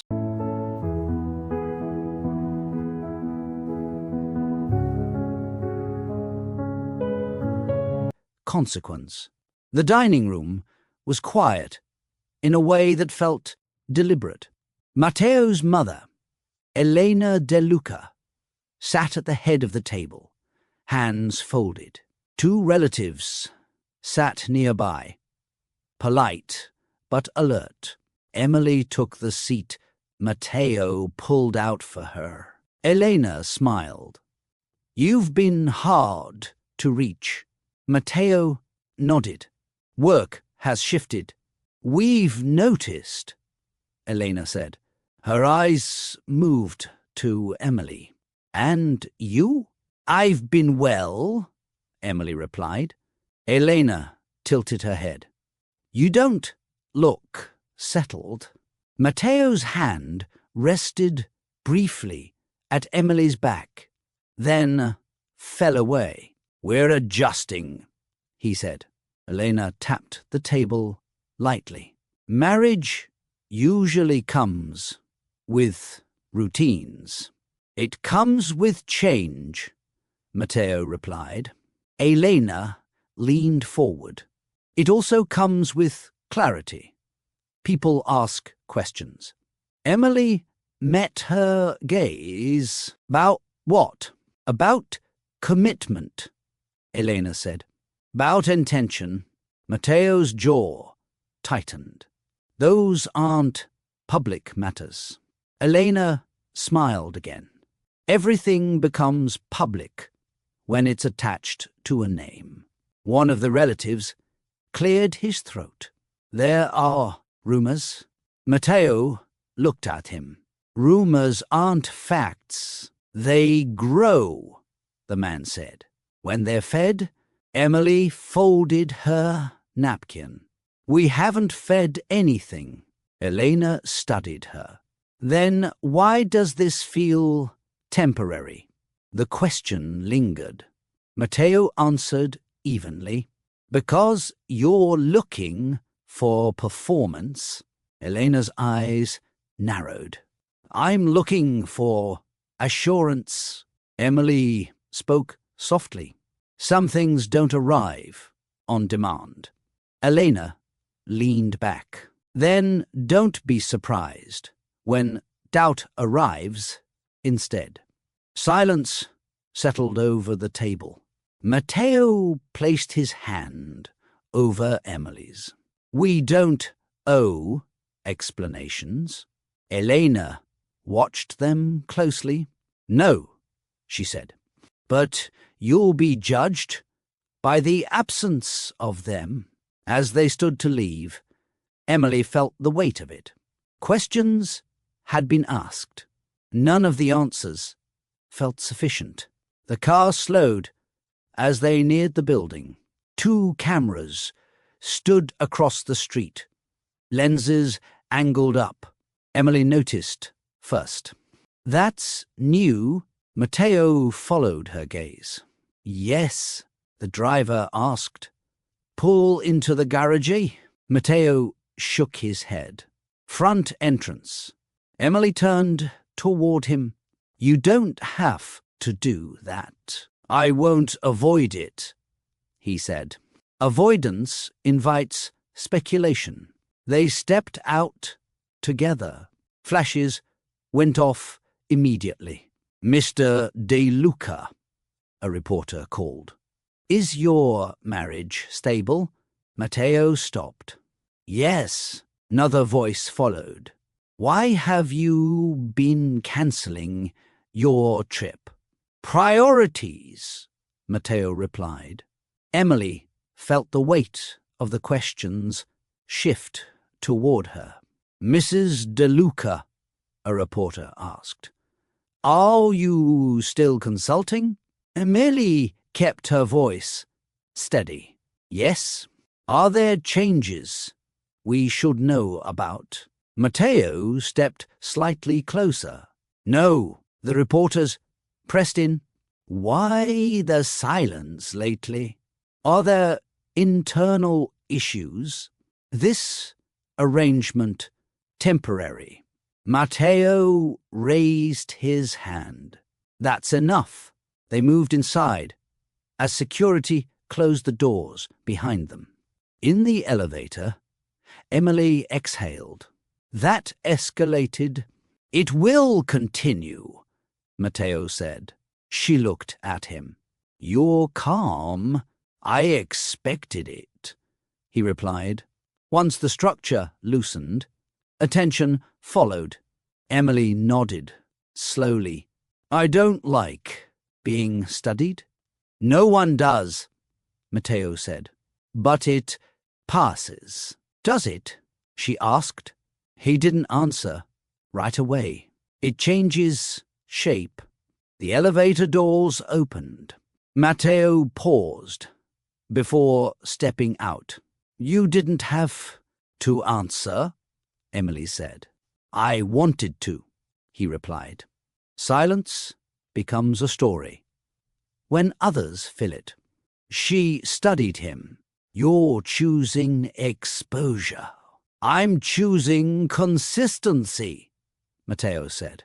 Even when it's uncomfortable, Emily followed him down the hall, aware that what had once been controlled was now visible. Visibility had a cost. Emily stood in front of the mirror longer than necessary. The dress fit. It always did. Still, she adjusted the fabric, then stopped herself. Matteo noticed from the doorway. You look fine. She didn't turn. That's not what I'm checking. He waited. They asked questions today, Emily said. Questions I wasn't ready for. They will keep asking, Matteo replied. It's part of this. She faced him. You sound practiced. I've lived with it longer, he said. Emily folded her arms. That doesn't make it easier. Matteo stepped closer, then stopped. What's bothering you? She hesitated. I don't know where I stand anymore. With me? He asked. With everything, Emily said. Before, there were rules. Now there are looks, assumptions. They don't know us, Matteo replied. But they're deciding anyway, she said. And sometimes I wonder if they see something I don't. Matteo frowned slightly. Such as? That this was never meant to last, Emily said. That I'm borrowing space, that isn't mine. He shook his head. That's not true. You chose to stay, she said. I didn't ask you to. I chose to? Matteo repeated. Emily's voice softened. And what happens when you stop choosing it? Silence followed. Matteo answered carefully. I don't make choices lightly. She nodded. Neither do I. Emily sat on the edge of the bed. I feel like I'm being measured. By who? Everyone, she said. Your family, the press, even myself. Matteo sat across from her. You don't have to prove anything. Emily looked up. Why does it feel like I am? Matteo didn't answer right away. The doubt settled between them. Quiet, but persistent. The boardroom was full when Matteo arrived. Not loud, not tense, just attentive. One of the directors leaned forward. "You've postponed 3 investor meetings." Matteo nodded. "Yes, that's unusual," another said. "Especially now." Matteo folded his hands on the table. "My priorities have shifted." Pause followed. "Toward what?" the first director asked. "Stability," Matteo replied. The room exchanged glances. "There's concern," a third voice said. "Your personal life is affecting perception." Matteo met his gaze. "Perception isn't performance, but it influences confidence," the man replied. Matteo leaned back. "Then perhaps confidence needs recalibration." Silence settled. "You've built this company on predictability," the chairwoman said. "This is a deviation. It's evolution," Matteo replied. She studied him. "Are you prepared for the consequences?" Matteo didn't hesitate. "Yes," another director spoke. "The press is linking your recent decisions to your marriage." Matteo nodded. "They're free to speculate. And if it costs you leverage..." Matteo looked around the table. "Then it reveals where leverage truly came from." The chairwoman tapped her pen. "This isn't about image alone." "I know," Matteo said. "It's about control." A long silence followed. "You're asking us to trust you," she said. "I'm asking you to judge the results," Matteo replied. "Not headlines." The meeting ended without resolution. Later, in his office, Matteo stood by the window as his phone buzzed repeatedly. He didn't answer. He watched the city instead, aware that every choice now carried weight beyond himself, and that scrutiny was no longer abstract. The apartment was quiet when they returned. Emily set her bag down and stayed by the door. Matteo moved toward the kitchen, then stopped. "You don't have to explain the meeting," she said. "I wasn't going to," he replied. She nodded. "Good." Silence stretched. "Not the comfortable kind." "They're watching you," Emily said. "Closely, yes. They'll keep pushing," she added, "till something gives." Matteo leaned against the counter. "Are you saying that should be us?" "I'm asking if it will be," Emily replied. He didn't answer right away. "I saw the way they looked at you," she continued. "Like this is temporary." Matteo met her eyes. "That how you see it?" Emily hesitated. "Some days." He stepped closer, then stopped himself. "If this becomes too much..." She held up a hand. "Don't, Emily," he said, steady but strained. "I won't trap you here." Her voice tightened. "I didn't say I felt trapped." "But you're thinking about leaving," Matteo said. She swallowed. "I'm thinking about what happens when pressure turns into damage." Matteo nodded slowly. "I can handle scrutiny." "That's not what scares me," Emily said. "It's what it might cost you." He looked at her.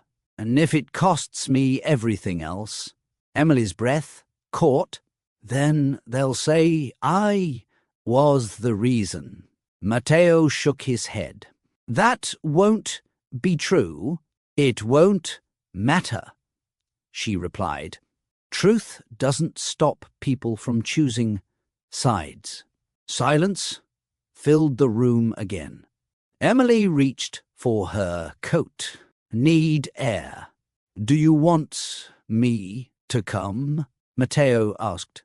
She paused at the door. I don't know. The door closed softly behind her.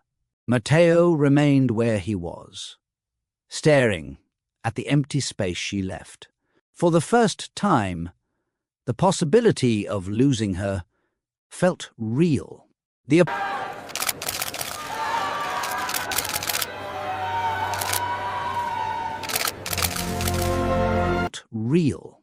apartment felt different, with the carrier set down near the couch.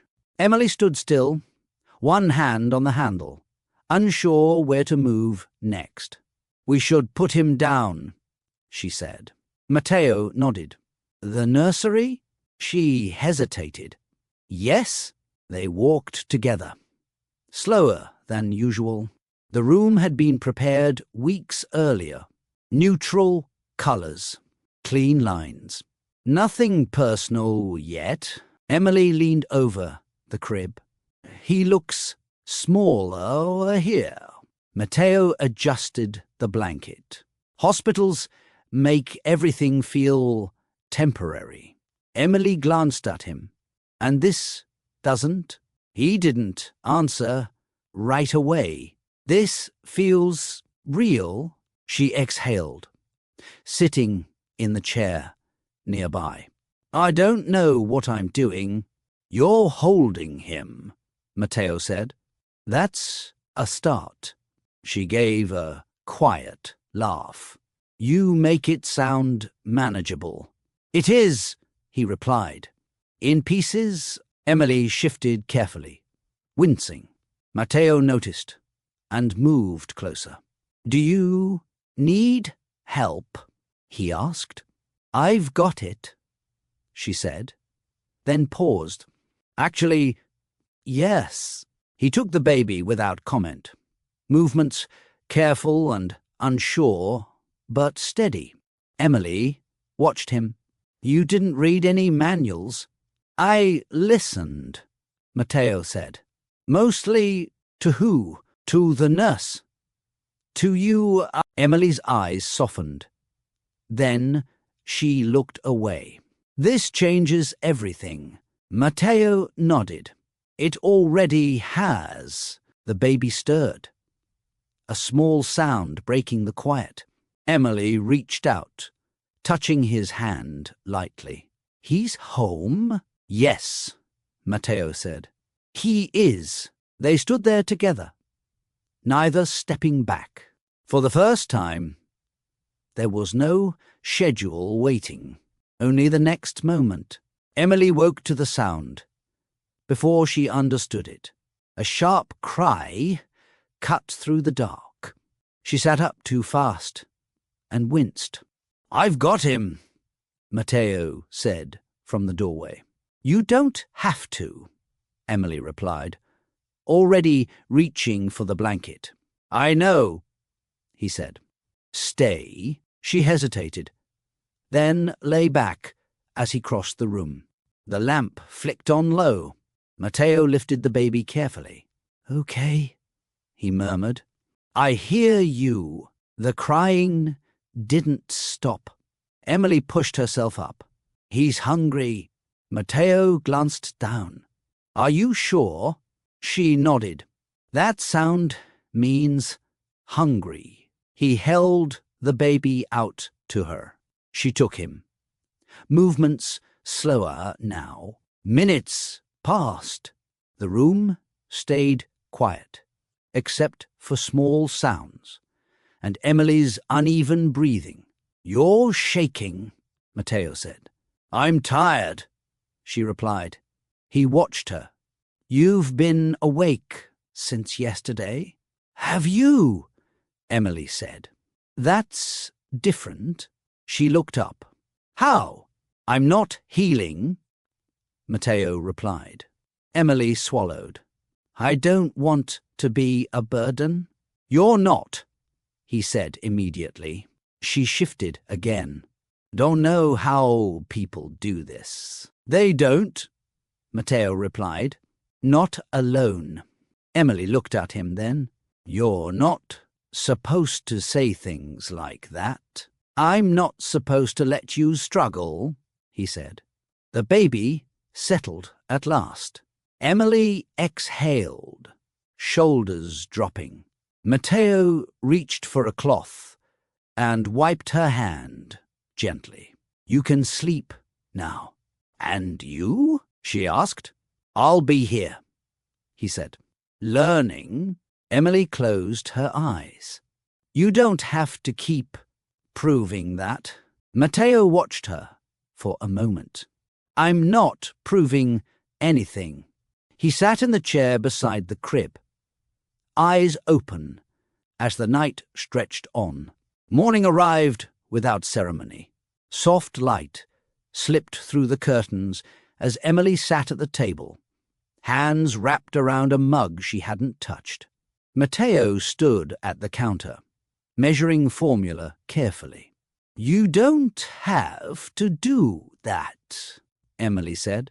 I want to, he replied. Show me if I'm doing it wrong. She watched him work. You're fine. He glanced at the clock. We should write things down. Emily frowned. Like a schedule or like a memory, Matteo said. We won't remember who slept when. She smiled faintly.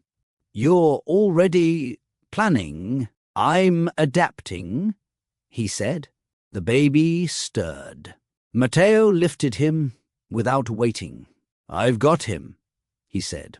Emily hesitated. Are you sure? Matteo met her eyes. You don't need to ask every time. She nodded, slowly. That's new. So is everything else, he replied. They moved around each other in the kitchen, careful not to collide. Not distant either. Emily reached for a clean bottle. Matteo passed it, without comment. You changed his diaper earlier, she said. Yes. Didn't call me. I didn't need to, Matteo replied. She leaned against the counter. You're learning fast. I'm paying attention, he said. The baby quieted in his arms. Matteo walked him gently across the room. Emily watched, something tight in her chest, loosening. We didn't talk about this, she said. Matteo looked over. About what? About sharing, Emily replied. Responsibility. He considered that. We didn't talk about breathing either. She laughed softly, then stopped. I'm serious. I know, he said. I'm here. Emily nodded once. Okay. The word felt small, but it changed the rhythm of the room. Emily sat on the edge of the bed, shoulders slumped, staring at nothing. Matteo noticed before she spoke. He always did.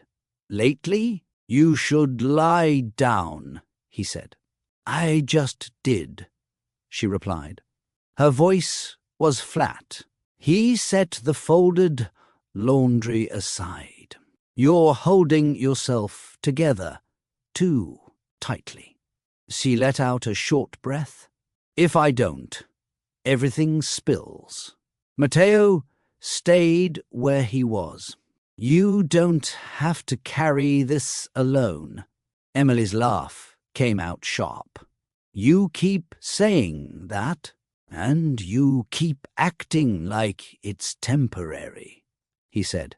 She looked up. Isn't it? The question landed between them. I don't know, Matteo replied. Oh, no, you're exhausted. That doesn't mean I get to fall apart, Emily said.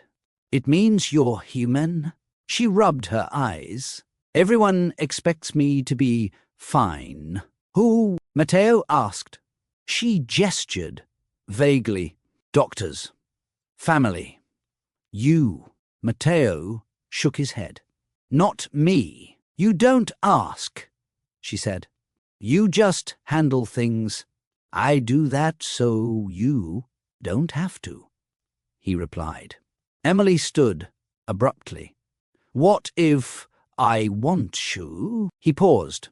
Then tell me. Her voice cracked. I'm scared. Matteo didn't move. He didn't rush. Of what? That I'll fail him, she said. That I already am. You're not, Matteo said quietly. She swallowed. You don't know that. I know effort, he replied. And care. Emily turned away. Care isn't enough. It's the start, Matteo said. She pressed her hands to her face.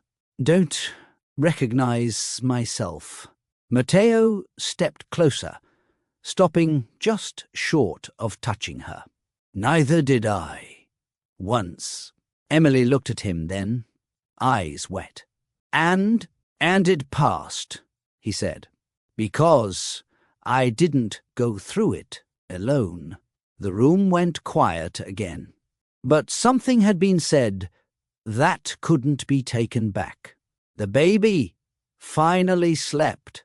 Emily stood by the window, watching the streetlights flicker on below. Matteo sat on the edge of the chair, careful not to make a sound. You can sleep, she said, without turning. I've got him. Matteo shook his head. I'll stay. She faced him then. You don't have to keep doing that. I know, he said. I still will. Emily crossed her arms. That's what scares me. Matteo waited. You've rearranged your life, she continued. Your work, your routines, all of it. Yes, he said. And you did it without asking, she said. Without conditions. Matteo leaned forward. I chose to. She nodded, eyes fixed on the floor. People don't choose things forever. I'm not talking about forever, he replied. I'm talking about now. Emily let out a slow breath.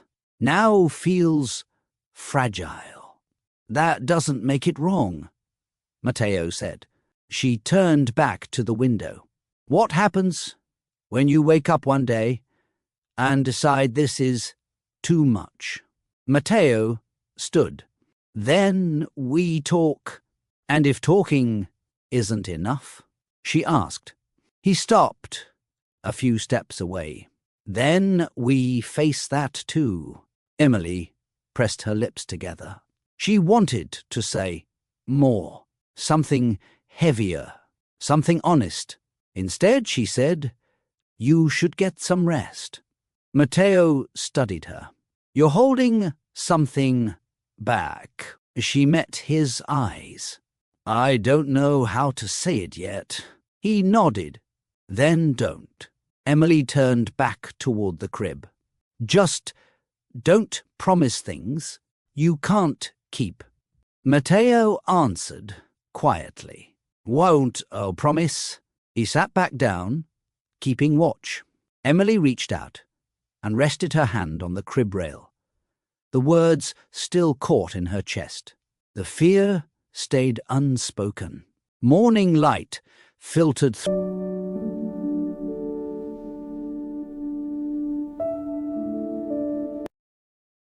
Light filtered through the curtains, soft and steady. Emily sat at the table, hands wrapped around a mug she hadn't lifted. The apartment was quiet, except for the faint sounds from the nursery. Matteo stood near the counter, watching her without interrupting. "You didn't sleep," he said. Emily shook her head. "Neither did you." He nodded. "Do you want to talk?" She hesitated. "If we start, we can't stop halfway." "I won't," Matteo said. Emily took a breath. "Everything we built before relied on rules." "Yes," he replied. "Now those rules are gone," she said. But the pressure didn't leave with them. Matteo pulled out a chair and sat across from her. "Then we talk without structure." "That's what scares me," Emily said. "Structure gave me somewhere to stand." Matteo leaned forward. "And now I don't know if I'm standing on trust or hope," she replied. He didn't rush to answer. "You haven't asked anything of me," Emily continued. "No promises, no conditions." "Don't want compliance," Matteo said. "I want honesty." She met his eyes. "Even if it changes things?" "Especially then," he replied. Emily looked toward the hallway, then back at him. "I'm afraid to depend on something I can't define." Matteo nodded slowly. "I'm afraid to keep hiding behind definitions." Silence settled between them. Not heavy, not empty. Emily exhaled. "This is harder than signing anything." "Yes," Matteo said, "but it's real." She wrapped her fingers tighter around the mug. "If we keep talking like this, there's no leverage left." "That's the point," he replied. "There shouldn't be." Emily studied him, searching for distance that wasn't there anymore. "Then we're exposed," she said. Matteo answered quietly. "Then we're equal." Emily set the mug down without drinking. "I keep thinking about leaving," she said. Matteo didn't react. He stayed where he was. "Because you want to?"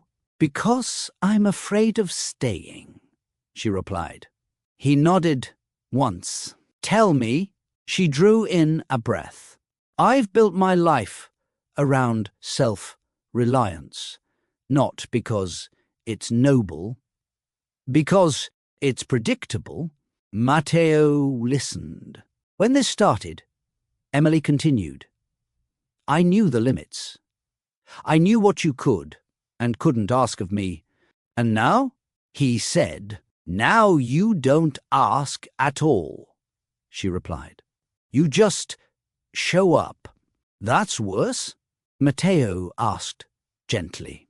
"It's riskier," she said. "If I fail, there's no claws to fall back on." Matteo leaned forward. "Fail at what?" "Needing you," Emily said. "Depending on something that could change." He held her gaze. "Everything can change." "I know," she said. "That's why I'm scared." Emily looked toward the hallway. "I'm afraid I'll give him a life that isn't stable, that I'll choose wrong and he'll feel it." Matteo's voice stayed even. "You're choosing care. That doesn't guarantee anything," she said. "No," he replied, "but it matters." Emily swallowed.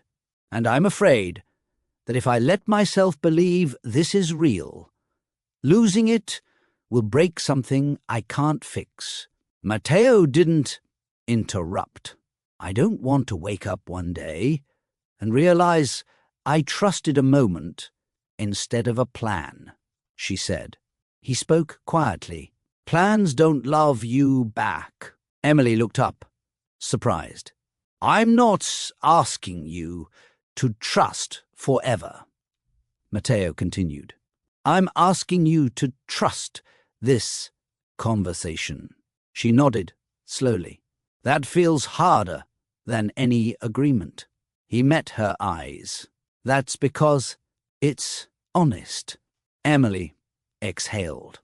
Then that's my fear. She didn't look away. Matteo didn't answer right away.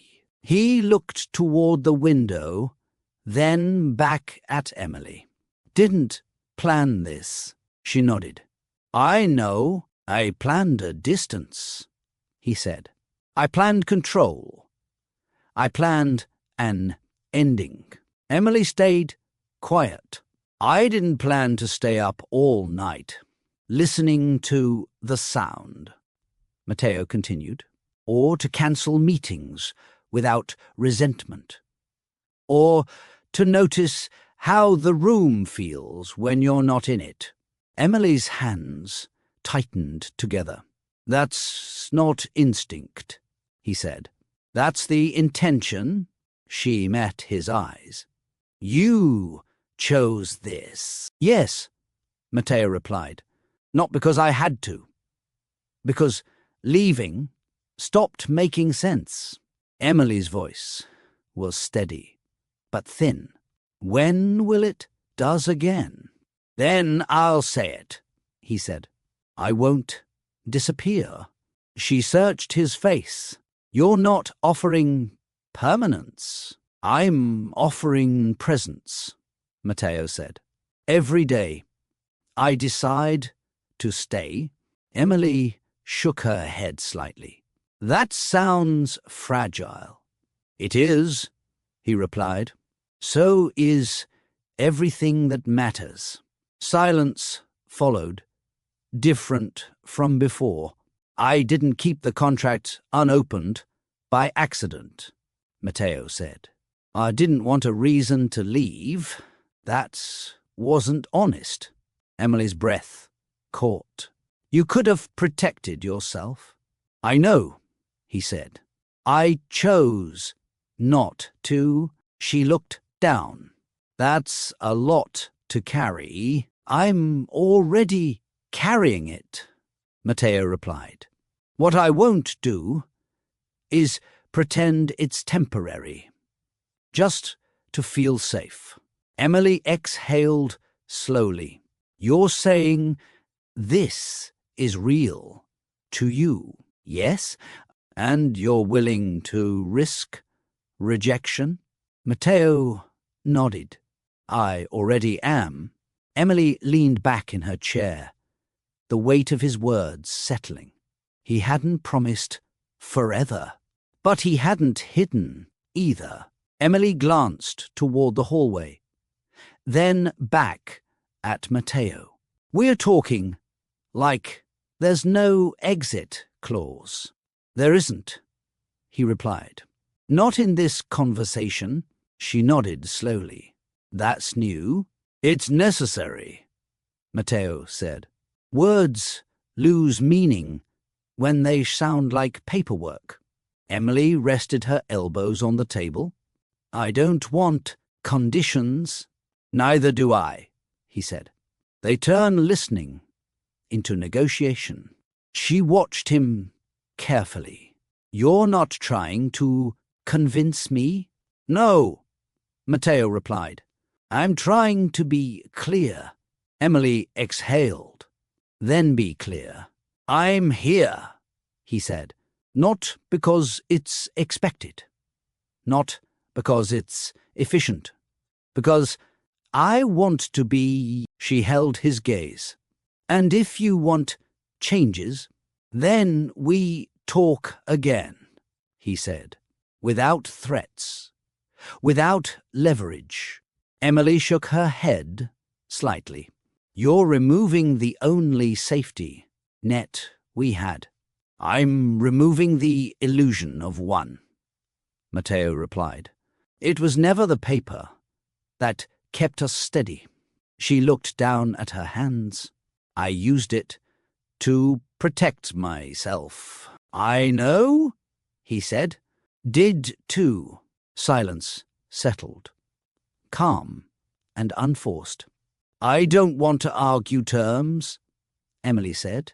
I want to know where you stand. Matteo leaned forward. I stand here. With you. With him. She swallowed. That's not a promise. It's a position, he replied. I'm not moving from it today. Emily let out a slow breath.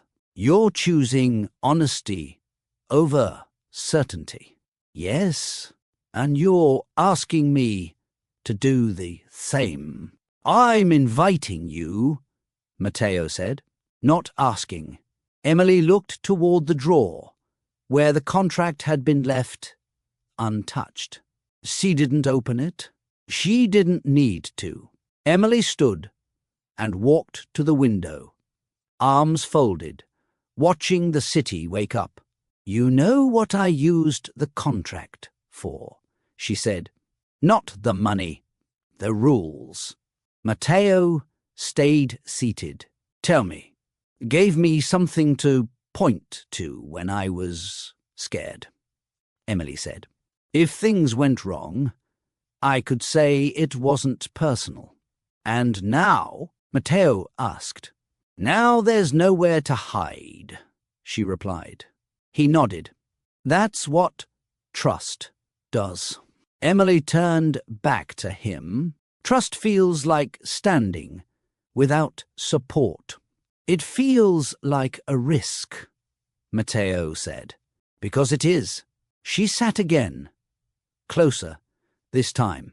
You're asking me to believe. You'll keep choosing this.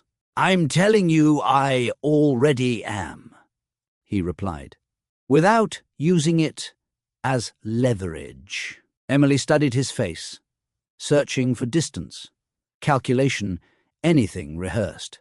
She found none. If I say no, she said quietly, what happens? Matteo answered without hesitation. Then I respect it. You don't pull away? No, he said. I don't punish honesty.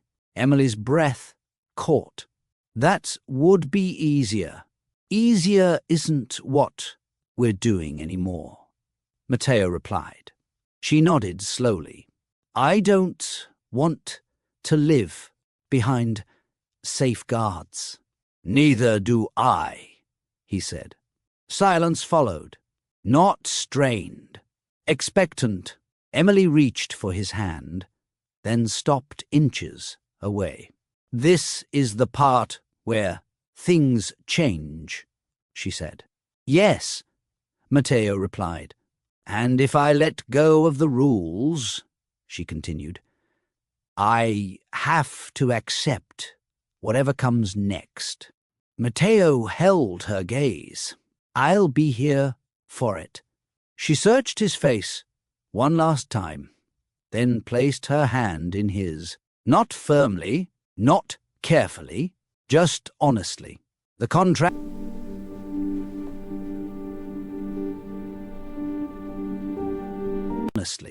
contract stayed in the drawer, unopened.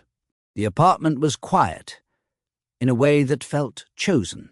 No schedules, no phones on the table. The baby slept in the next room, steady and unaware. Emily sat on the couch, legs tucked beneath her. Matteo stood near the window, hands in his pockets. I've been thinking, he said. Emily looked up. That usually means something important. It means I want to be clear, Matteo replied. She waited. What we started wasn't real, he said. At least, not in the way it needed to be. Emily didn't interrupt. And what we've been doing since, Matteo continued, has been real without protection. She nodded. Yes. Matteo turned to face her fully. Don't want to keep living in between those two things. Emily's chest tightened. What are you saying? I'm not asking for another agreement, he said. I'm not offering conditions. He moved closer, then stopped. I'm asking if you would consider a marriage that isn't based on need or structure. Emily held his gaze. A real one? Yes, Matteo said. One where we choose each other openly. She swallowed. You're asking without anything to fall back on. That's intentional, he replied. Emily shifted. You could have waited. I didn't want this to sound strategic, Matteo said. Timed. She studied him. And if I say no, he answered without hesitation, then nothing changes. Unless you wanted to. Emily's voice was quiet. You're not trying to persuade me. No, Matteo said. I'm giving you the truth and the space to answer it. Silence settled between them. Not tense, waiting. Emily leaned back against the couch. You didn't talk to anyone about this? Matteo shook his head. No advisors. No paperwork. Waiting. None, he said. I wanted this to exist without witnesses. She watched him carefully. That's unlike you. I know, Matteo replied. That's why it matters. Emily crossed her arms. Usually there's a plan behind every word. There isn't one here, he said. Just intent. She glanced toward the hallway, then back at him. You're not holding anything back. No, Matteo said. If I were, I wouldn't say anything at all. Emily smiled, faintly. You didn't even bring a ring. I didn't want a symbol to lead the moment, he replied. I wanted the choice. She nodded slowly. This would be simple. It would be honest, Matteo said. Emily tilted her head. Dangerous? Yes, he agreed. Silence followed. Not heavy, thoughtful. You're removing every safeguard, she said. I don't want to protect myself from you, Matteo replied. Emily exhaled. You're making it impossible to hide. That's the point, he said. She studied his face. You're not a certainty. I'm offering respect, Matteo replied. And time. Emily looked down at her hands. This feels different from before. Before, we were avoiding loss, he said. Now I'm acknowledging it's possible, though. She met his eyes again. And you're still asking. Yes, Matteo said, because I don't want a future built on avoidance. Emily leaned back, absorbing his words. You're not asking for security, she said. No, he replied. I'm asking for willingness. The room stayed still, waiting for nothing except her voice. Emily stood and walked toward the nursery door, then stopped before opening it. He's asleep, she said. Matteo nodded. I know. She turned back to him. You're calm. I'm waiting, he replied. That's different for you, Emily said. Yes, Matteo agreed. I'm used to controlling outcomes. She studied him. And now? Now I don't want one, he said. Want your answer?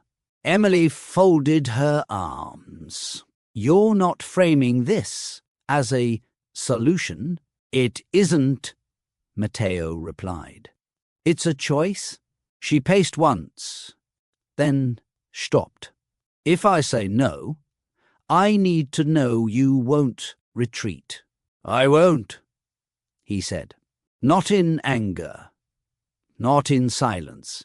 And you won't keep asking. No, Matteo replied. I'll accept it. Emily's voice softened. That matters. I know, he said. She took a breath. You're giving me room to walk away? Yes. And you're staying anyway? Yes? Emily nodded slowly. That's new. I'm not trying to earn anything, Matteo said. I'm not trying to prove my worth. She looked at him. Then why ask now? Because choosing without pressure is the only way this means anything, he replied. Emily leaned against the counter. You're risking rejection. I already did, Matteo said. By speaking, silence settled again. Emily closed her eyes briefly. You've made this harder. I hoped it would be, he replied. She opened her eyes. Harder means honest. Matteo nodded. Emily took one step toward him, then stopped. I need time, she said. Matteo answered without hesitation. Take it. The space between them held, waiting. The clock on the wall clicked softly. Emily sat back down, hands folded, eyes fixed on a point just past Matteo's shoulder. You're really not going to say anything else? She said. No, Matteo replied. I've said what I came to say. She nodded. That's unsettling. It should be, he said. Anything else would push. Emily let out a slow breath. I keep waiting for the angle. There isn't one, Matteo replied. She looked at him. You could make this easier. I don't want it easy if it costs a choice, he said. Emily's voice dropped. You're asking me to decide without urgency. Yes, without reassurance. I can't reassure you into a decision, Matteo replied. That would make it mine. Silence returned, unhurried. Emily stood and walked to the window, resting her forehead lightly against the glass. I've spent so long preparing for loss, she said. I don't know how to prepare for being chosen. Matteo stayed where he was. You don't have to prepare. She turned. That's the problem. He nodded. I know. Emily crossed the room slowly, stopping a few steps away. You're willing to wait, she said. Yes, and you'll accept whatever I say. Yes? Her eyes searched his face one more time. No urgency, no defense, no expectation. That makes this heavier, she said. It should, Matteo replied. It matters. Emily swallowed. I won't answer tonight. Matteo inclined his head. I didn't expect you to... She paused, then added, but I won't forget what you asked. That's enough now, he said. Emily stepped back, creating space again. The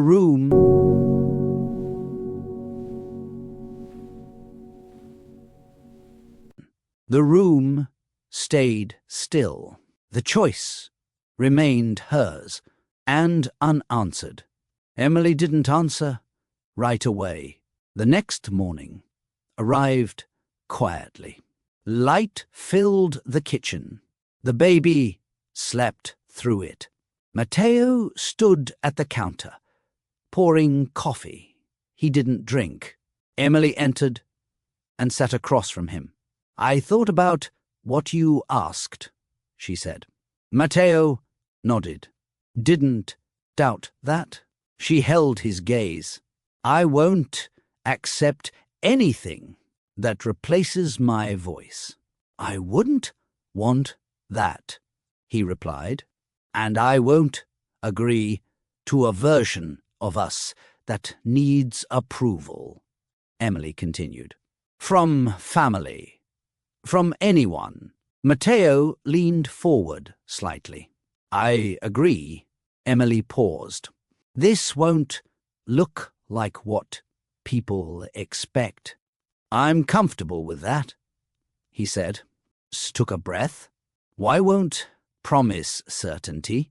"I didn't ask for it," Matteo replied. Emily's voice stayed steady. "I'm choosing this because I want to. Not because it's safe. Not because it's convenient." Matteo met her eyes. "That's the only reason. That matters." She nodded once. Then yes. The word landed softly. Matteo didn't move. He didn't smile. He didn't reach for her. "Are you sure?" he asked. "Yes," Emily said. "On my terms." He exhaled slowly. "Then I accept." Emily stood and walked toward the nursery door, then stopped. "This doesn't fix everything," she said. "No," Matteo replied. "It starts something." She turned back to him. "We'll still have days that test us." "I expect that," he said. Emily nodded. "Good." She reached for his hand. Not carefully, not rehearsed, just a present. The choice had been made. Emily opened the drawer without ceremony. The folder lay where it always had. Edges worn, pages untouched. For months, Matteo watched from the doorway. He didn't step closer. "I kept this for longer than I needed to," Emily said. Matteo nodded. "So did I." She slid the folder out and placed it on the table. "This isn't what held us together." "No," he replied. "Was what kept us apart." Emily opened it, flipping through the pages without reading. "We followed this when it mattered least, and ignored it when it mattered most," Matteo said. She closed the folder. "I don't want it deciding anything anymore." "It won't," he said. Emily looked up. "You're sure?" Matteo met her eyes. "I'm certain." She stood and carried the folder to the kitchen trash. She hesitated for half a second, then dropped it in. The sound was dull, ordinary. Matteo exhaled quietly. "That's it." Emily washed her hands at the sink. "I thought it feel bigger."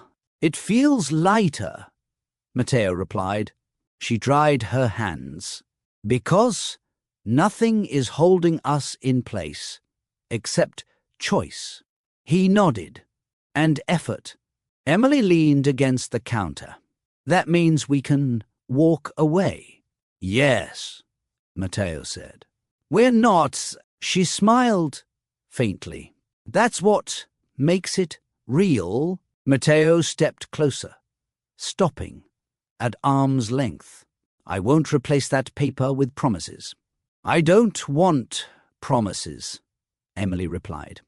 "I want consistency." "You'll have it," he said.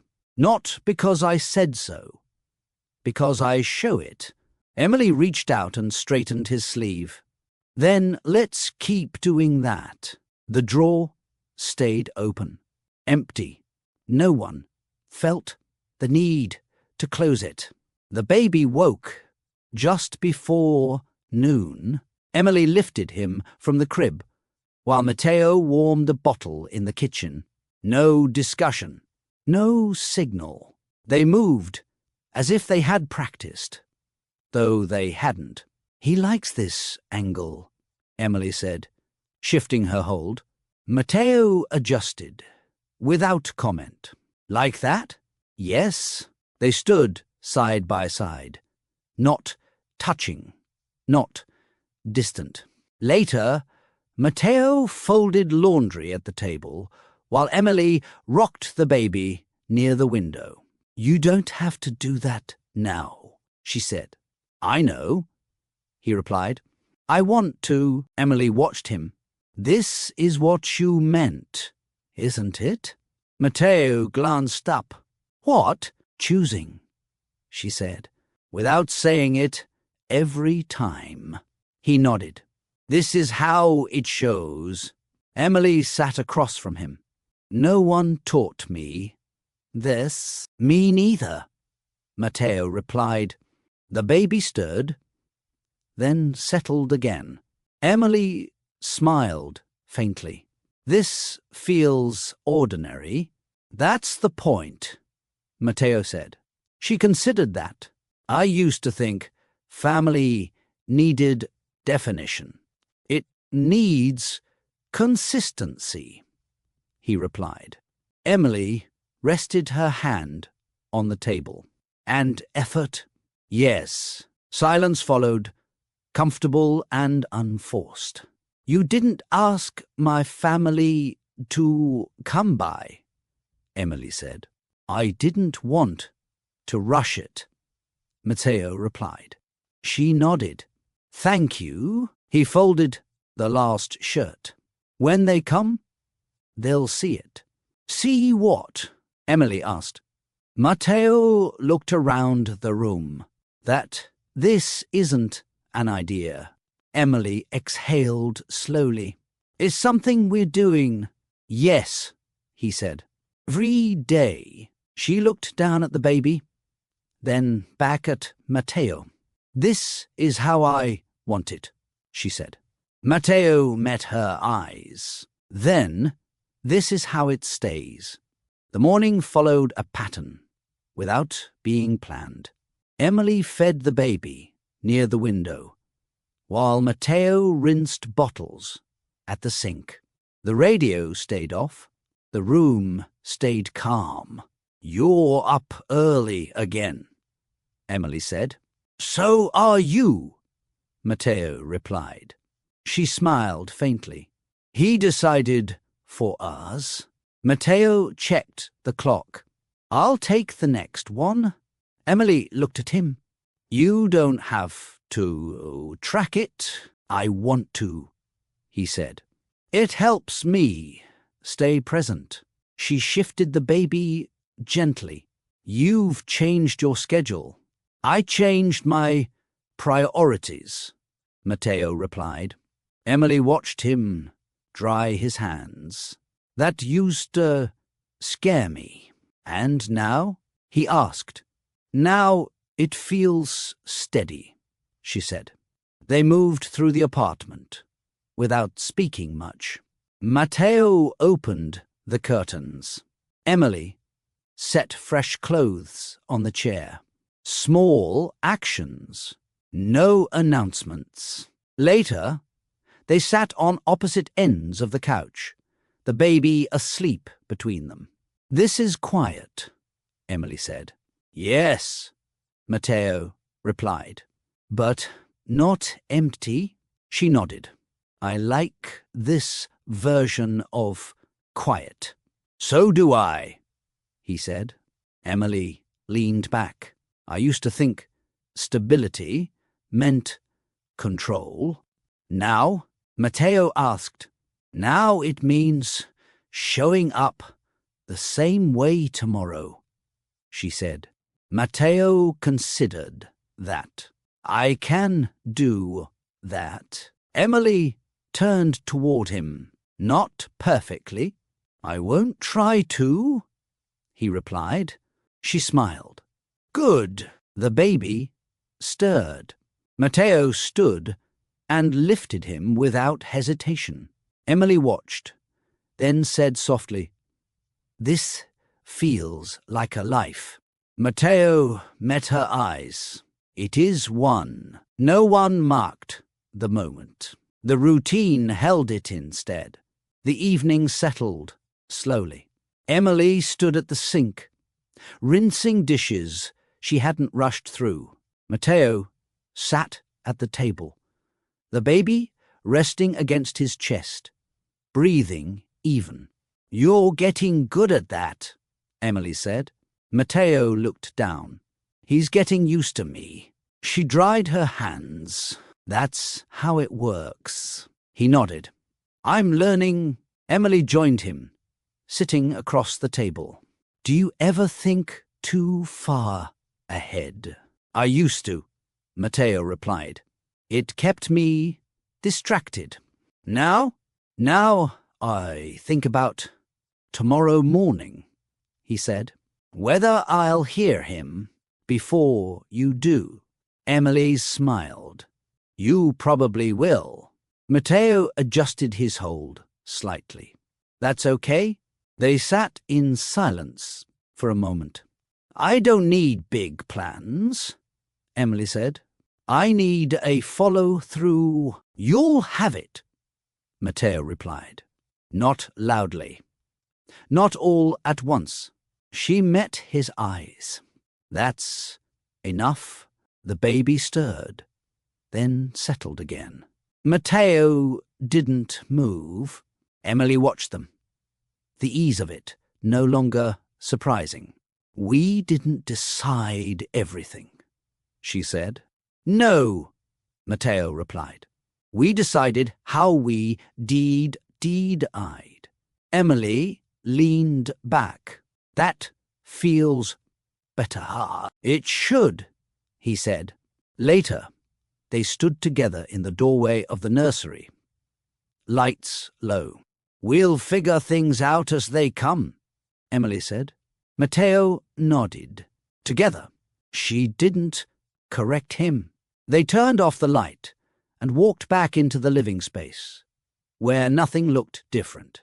And yet, everything was. No contracts, no conditions, just days that continued.